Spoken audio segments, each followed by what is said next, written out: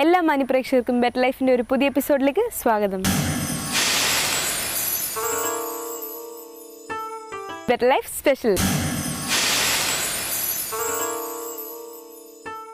Sex എന്നുള്ളത് മനുഷ്യൻ ഉണ്ടായ കാലം മുതലേ ഉള്ള ഒന്നാണ്.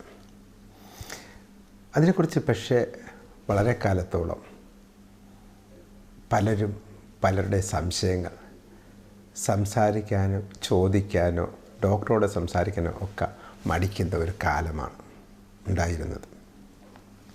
എന്നാൽ ഏകദേശം 1960 അമേരിക്കയിൽ ഈ മേഖലയിൽ വലിയ ഒരു പഠനം നടത്തിയ ഒരു സെക്സോളജിസ്റ്റ് ഉണ്ട്, മാസ്റ്റർ ആൻഡ് ജോൺസൺ. അതിൻ്റെ വരവോടെ ഈ സെക്സ് ലൈഫിനെ കുറിച്ച് വലിയ മാറ്റങ്ങളാണ് ഈ ലോകത്തുണ്ടായത്.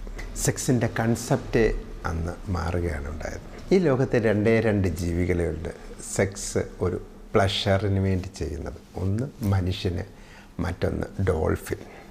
സെക്സിൻ്റെ താല്പര്യത്തിൽ ലോകത്ത് ഏറ്റവും മുന്നിൽ നിൽക്കുന്നത് ഫ്രാൻസുകാരാണ്. അവർ ഒരു വർഷത്തിൽ ഏകദേശം 170 ദിവസത്തോളം സെക്സിൽ എൻഗേജ്ഡ് ആയിരിക്കും. എന്നാൽ ജപ്പാനീസ് അവർ കമ്പ്യൂട്ടറും ബിസിനസ്സിലും ഒക്കെ വലിയ താല്പര്യക്കാരാണ്. അവർ 36 ദിവസങ്ങളാണ് ഒരു വർഷത്തിൽ സെക്സ് നടക്കുന്ന ദിവസങ്ങൾ. ഒരു ടോട്ടൽ കണക്കെടുത്താൽ ഒരാളുടെ ജീവിതത്തിൽ ഏകദേശം 600 മണിക്കൂർ ഈ സെക്സിന് വേണ്ടിയാണ് ചിലവാക്കുന്നത്. അപ്പം അത്രയും സമയം ചിലവാക്കുന്ന കാര്യത്തിൻ്റെ സയൻറ്റിഫിക് ആസ്പെക്റ്റ് പലതും നമ്മൾ അറിഞ്ഞിരിക്കേണ്ടതാണ്. അമേരിക്കയിൽ കാലിഫോർണിയ യൂണിവേഴ്സിറ്റിയിൽ അടുത്ത കാലത്തൊരു പഠനം ഉണ്ടായി. പുരുഷൻ അല്ലെങ്കിൽ ഒരു കുട്ടിക്ക് 17 വയസ്സാകുമ്പോൾ ഒരു ആണിന് അതിൻ്റെ വെർജിനിറ്റി നഷ്ടപ്പെടുന്നു. ഒരു 17.6 വയസ്സാകുമ്പോൾ ഒരു ഫീമെയിൽ, ഒരു പെൺകുട്ടിയുടെ വെർജിനിറ്റി നഷ്ടപ്പെടുന്നു. അവിടെ എല്ലാം ലേറ്റ് മാരേജുള്ള നാടാണ്. ഏകദേശം 20 വയസ്സോളം ആകുമ്പോൾ ഒരാൾക്ക് മിനിമം 4 പാർട്ട്നേഴ്സിനും ഉണ്ടാകുന്ന ഒരു സംവിധാനമാണ് ഇന്ന് അമേരിക്കയിലുള്ളത്. അത്രയേറെ നമ്മൾ നോക്കുമ്പോൾ കൾച്ചറിൽ അവർ പുറകോട്ടാണ് എന്ന് വേണമെങ്കിൽ പറയാം. സെക്സിന് വളരെ ഹെൽത്ത് ബെനിഫിറ്റുകൾ പലതും ഉണ്ടെന്നാണ് പറയപ്പെടുന്നത്. ഉദാഹരണത്തിന് ഇതെല്ലാം പഠനങ്ങളാണ്. ഒരാഴ്ചയിൽ 2 ദിവസേലും സെക്സിൽ എൻഗേജ് ചെയ്തിരിക്കുന്ന ഒരാൾക്ക് ഒരു ഹൃദ്രോഗം, ഹൃദയാഘാതമൊക്കെ ഉണ്ടാകാനുള്ള സാധ്യതകൾ 30% കുറവെന്ന് ചില പഠനങ്ങൾ സൂചിപ്പിക്കുന്നു. അതേപോലെ തന്നെ സ്ട്രോക്ക്, മറ്റുള്ള പല ഡിപ്രഷൻ എല്ലാം കുറയുമെന്നാണ് കണക്കാക്കപ്പെടുന്നത്. സെക്സ് എന്നുള്ളത് നമ്മളുടെ ഒരു നല്ല ഒരു സ്ലീപ്പ് ഇൻഡ്യൂസിങ് ആണ്, സ്ലീപ്പ്, ഉറക്കം. അതിൻ്റെ കാരണം സെക്സിൻ്റെ ഓർഗാസത്തിൻ്റെ ഭാഗമായി ഓക്സിറ്റോസിൻ എന്ന് പറഞ്ഞ ഒരു സബ്സ്റ്റൻസ് റിലീസ് ചെയ്യുന്നുണ്ട്. അത് സ്ലീപ്പിനെ പ്രൊമോട്ട് ചെയ്യും. അത് കാരണമാണ് ഒരു സെക്സിന് ശേഷം ഇമ്മീഡിയറ്റ്ലി പലർക്കും ഉറക്കമൊക്കെ വരുന്നത് എന്നാണ്. സെക്സ് ഒരു സൗന്ദര്യത്തിൻ്റെ വർധനവായിട്ട് പറയാറുണ്ട്. ഈ നമ്മളുടെ ഹോർമോൺ ഈസ്ട്രജൻ്റെ അളവുകൾ കൂടുതലായിട്ട് റിലീസ് ചെയ്യുന്ന സമയത്ത് ഈസ്ട്രജൻ നമ്മളുടെ ഹെയറിൻ്റെ ഗ്ലൈസിങ്ങും സ്കിന്നിൻ്റെ ഒരു കോംപ്ലക്ഷനൊക്കെ നല്ലതാണ് എന്നാണ് പറയപ്പെടുന്നത്. അതേപോലെ അതൊരു നല്ലൊരു എക്സസൈസാണ്. ഒരു മിനിറ്റ് ഒരു സെക്സ് നടത്തുകയാണെങ്കിൽ ഏകദേശം 5 കാലറി വരെ ചിലവാകും. അപ്പം ഡിപ്പെൻസ് എത്ര സമയമാണ് എന്നുള്ളതനുസരിച്ച് ആ കാലറി ഒരു എക്സ്പെൻഡിച്ചർ നടത്തുന്ന പോലെ ഒരു എക്സസൈസായിട്ട് കണക്കാക്കാം. ബ്രിട്ടീഷുകാരുടെ പഠനങ്ങളിൽ, ബ്രിട്ടനിലൊക്കെ ആണെങ്കിൽ ഒരാളുടെ ആവറേജ് ഡ്യൂറേഷൻ ഓഫ് സെക്സ്, ഒരു നേരം സെക്സ് ഇൻക്ലൂഡിങ് ഫോർ പ്ലേ, ഒരു 20 മിനിറ്റ്സാണ്. അതിൽ പലപ്പോഴും പലരും ഡോക്ടർമാരുടെ അടുത്ത് ചെല്ലുന്ന ഒരു കംപ്ലൈൻറ്റ്, ഇത് ഇവിടെ നിന്നുള്ള ലോകം മൊത്തമുള്ള കംപ്ലൈൻറ്റുകൾ 30% ആൾക്കാരുടെ കംപ്ലൈൻറ്റ് പ്രിമച്വർ ഇജാക്കുലേഷൻ എന്നാണ് പറയുന്നത്.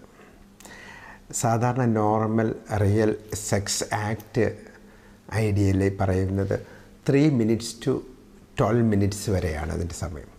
ഇതിനുള്ളിലുള്ള സമയം നോർമലായിട്ട് കണക്കാക്കപ്പെടും. 1 മിനിറ്റിൽ താഴെയാണ് സെക്സ് പെർഫോം ചെയ്യാൻ പറ്റുന്നുണ്ടെങ്കിൽ അവരെയാണ് പ്രീമച്വർ ഇജാക്കുലേഷൻ എന്ന് പറയുന്നത്. ഇതിനു വേണ്ടി ഒത്തിരി ടെക്നിക്കുകളൊക്കെ ഈ നേരത്തെ പറഞ്ഞ മാസ്റ്റർ ആൻഡ് ജോൺസ് ഡെവലപ്പ് ചെയ്തു. ഇവരുടെ പഠനങ്ങളിലാണ് ഈ ഓർഗാസം ഉണ്ടാകുന്നതിനെക്കുറിച്ചും ഫീമെയിൽ ഓർഗാസത്തിനെക്കുറിച്ചും എല്ലാം പഠനങ്ങൾ വന്നത്.